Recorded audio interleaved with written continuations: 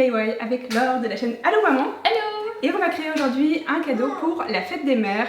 Évidemment, vous pourrez adapter avec les couleurs, les formes de votre choix. On espère de tout cœur que cette vidéo va vous plaire et c'est parti! Pour réaliser ce DIY, on va utiliser de la corde fine, une perforatrice et comme accessoire, on va utiliser des perles en bois et aussi des petites découpes en simili-cuir. On va utiliser des accessoires pour bijoux. Ici, cette boîte, elle est idéale, il y a vraiment de tout. Et on va utiliser pour ça un petit fermoir qu'on verra un petit peu plus tard. Pour commencer, on va prendre deux longueurs de corde. N'hésitez pas à les prendre assez grandes, on va dire 3 fois au moins chacune pour faire le tour d'un poignet, parce qu'ici, on va créer un bracelet. On va prendre aussi des petites perles en bois. Vous prenez évidemment celles que vous voulez. Celles-ci sont un peu affinées, sont très jolies. On a aussi sorti les découpes de simili-cuir. Vous pouvez évidemment prendre l'accessoire de votre choix. Il y en a des gris argentés avec des paillettes, des roses pâles, des marrons, des beiges. On a choisi celle-ci, 2 roses et 2 marrons. Et on va commencer par créer des petits trous, un de chaque côté avec la perforatrice. Voilà, on fait en sorte que ce soit à peu près symétrique et on fait ça pour les 4. Une fois qu'on a fait tous les petits trous, on fait passer la corde par les trous de chaque forme. Vous allez pouvoir positionner dans le sens que vous voulez, alterner les couleurs ou pas du tout.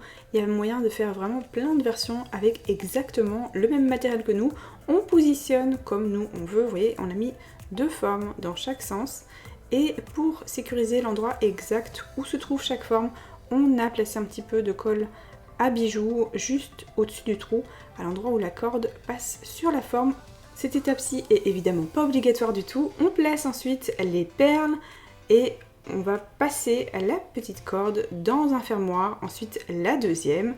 On va faire un petit nœud et on s'est aidé de nous-mêmes puisqu'on était ensemble pour créer le deuxième nœud et donc placer le fermoir au bon endroit.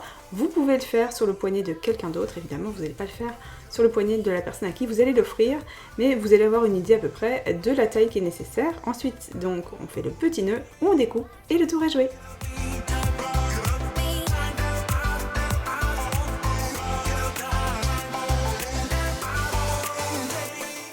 Cette vidéo est terminée, on espère de tout cœur qu'elle vous a plu. Si c'est le cas, n'oubliez pas de la liker, nous dire dans les commentaires ce que vous voulez voir sur la chaîne prochainement. On vous fait plein de gros bisous et surtout, maintenant, rendez-vous sur ta chaîne pour un prochain Family DIY. Let's go!